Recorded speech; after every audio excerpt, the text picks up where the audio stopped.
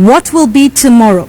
Let's find out, particularly with Malindi. Let's go to Francis Ontomwa now, who's our reporter at the coast. It's actually Nick Wambua who's joining us for that. Let's get an update on what's going on in Malindi ahead of that election tomorrow. Nick? Thank you very much, Yvonne. Just once again, we have come here in Barani Secondary School, whereby the tallying of the election will be taking place. And just today, we have gone through a lot. We have seen ODM complaining. We have seen even the IBC talking about the plans tomorrow. And my colleague Francis Ontomwa, just to give you a brief of what has been happening, he has prepared this story, and then we'll get back.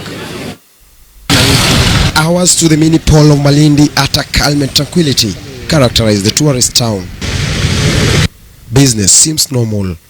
However, amidst the tranquility are latest claims of a scheme to rig the polls that could easily break this serenity. CORD has come out to point fingers at one man tasked to give orders to security apparatus. Nelson Marwa, the regional coordinator for Coast Region, is accused of hatching plans to influence the polls. Ikiwa yule ambaye amewekwa hapa na serikali ya kitaifa kuhakikisha kwamba kuna usalama anaegemea upande mmoja, wale wengine watajihisi vipi usalama wao? Marwa should stop this dangerous talk. We know that he's been meeting the Jubilee, even today morning. They've been meeting and discussing. So you tend to wonder, how come on this other side there's never been a meeting to call any of the candidate or any of the officials from ODM. Fireman Administrator Nelson Marwa a few weeks ago was promoted from the position of Mombasa County Commissioner to that of coordinating security in the entire Coast Region. However, even before he settles into his new role, he appears to continue to court controversy. How does a leader lose his sense and ambia Marwa to shut up?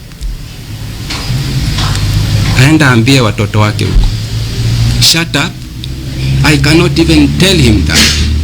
I'm telling you folks. Huyu aliyeyaongea hayo siwezi mwambia, because mimi najua akona haki ya kuongea, lakini anapoongea achague maneno ya kuongea tafadhali. Hajatoboa, manake hatutishiki kamwe. Manake usalama wetu uko mikononi mwa mwananchi na Mwenyezi Mungu anaishi kule mbinguni. For the upteenth time, CORD is seen to raise credibility concerns against the Independent Electoral and Boundaries Commission. The matrix of the mini poll looks like it's now revolving around Nelson Marwa, but CORD claims their eyes are fixed on how he treads on this one. The regional coordinator or regional commissioner does not exist anywhere in the constitution. Sasa everybody Maro including Mheshimiwa Raila, wasipoongea Maro hawezi kulala.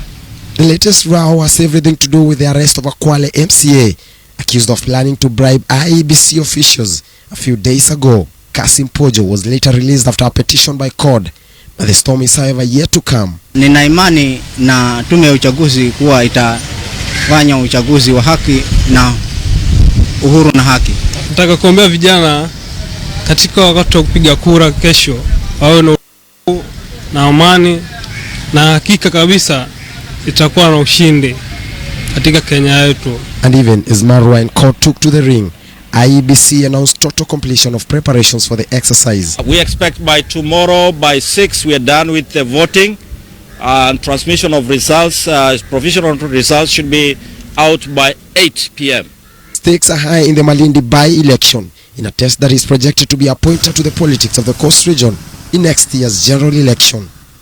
Amidst reservations and sharp criticism, the Independent Electoral and Boundaries Commission faces one of its toughest tests to restore confidence and offer credibility ahead of next year's general election. Francis Ontomwa, KTN News. So, Yvonne, that has been the situation here on the ground, as Ontomwa has stated it. And as you can see behind me, there's a lot of there are a lot of people here who are learning. It is the exercise of dispatching the ballot boxes and the papers, that is the voter papers, which is happening right now. It was supposed to start at 4, but it got late due to the availability of the police officers, whereby they should not leave this station or this tallying station with the police officers. And just around here is Saka San, the IEBC CEO and some other officials such as Thomas Wetangule in IEBC, and a lot is happening. Tomorrow the exercise will kick. It will start at 6 a.m. and it will be ending at around 5 p.m.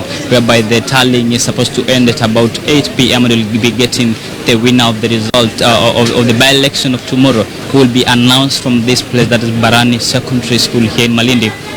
And there's a lot of high police deployment around here and around Malindi town, whereby as Nelson Marwa stated that everything will be okay through the security officers. So we are expecting that security will be up to date that come tomorrow, and there will not be any kind of malpractices, as he stated yesterday. Back to you in studio, Yvonne.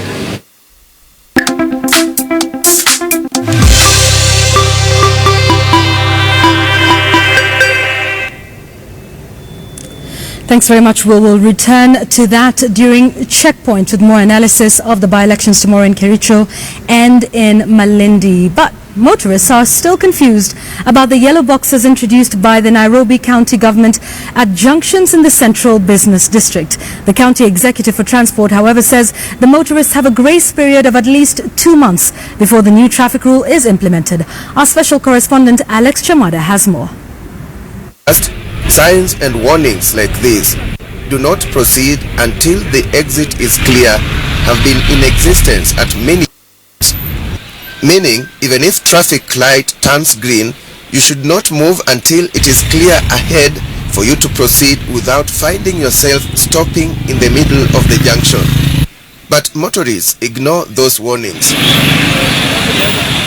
The Nairobi County Executive Committee member for Roads, Transport and Public Works, Mohammed Abdullahi, says the new markings are part of short-term measures that could lead to change of behavior. We are seeing an increased number of motor vehicle registration in Nairobi. The situation is getting worse by the day, so we have to keep experimenting things here and there to ensure that Nairobi keeps moving. But there is still a lot of confusion at the junctions despite the new measures. For example, this is Harambe Avenue, Moi Avenue junction, and clearly it is either a case of emergency or these motorists have no idea what they should have done to avoid finding themselves in the box. Green means you go, but where are you going to? Because ahead of you, the direction you're supposedly going is already locked up. So where are you going? So what you are saying is that yes, your green might ask you to go, but if you're not going anywhere, please be considerate and let somebody who's supposed to be going, whose exit is clear to pass. So it's just courtesy. Kwa gari ndogo, unajua gari yenye iko mbele huwezi ona kama zile gari ziko mbele zimeclear ile box. So definitely ukifuata ile gari kwa nyuma ya hizo gari utapata kama umebaki kwa zile box katikati.